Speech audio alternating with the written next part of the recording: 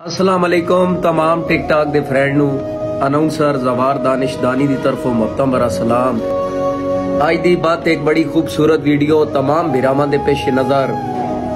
कई बंदे होंदे ना लगदे आन इस तो छोड़ के टुर वैंदे कि उन्हां ते गुरबत आ वैंदी है। ए वक्त कदी ढलदे रहिंदे कदी आ वैंदे। ए पराने होंदे यार गुरबत दी वजह तो कहनू छोड़ के ना वागे करो ओदे दिल च अमीरी वेख्या करो।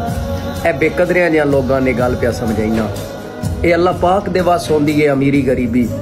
जे साल चो रखे शुक्र अल्हम्दुलिल्लाह आखना चाहिदा है। बाकी इन्हां वजह तो कई लगदे दी खालस मोहब्बत नू ठुकरा के ना टुर गए करो। ना बेकदरियां प्याना रुत वलदी पई है हौसला कर जदा चेतर चढ़ना है संग लगने।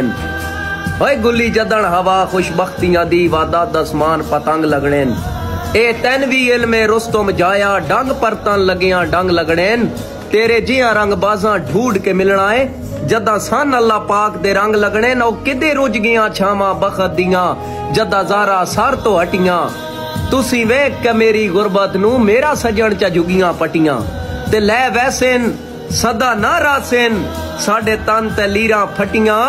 तुसी ढूंढ के दर्द नू आ मिलसो अल्लाह जदन मुसीबतां कटियां।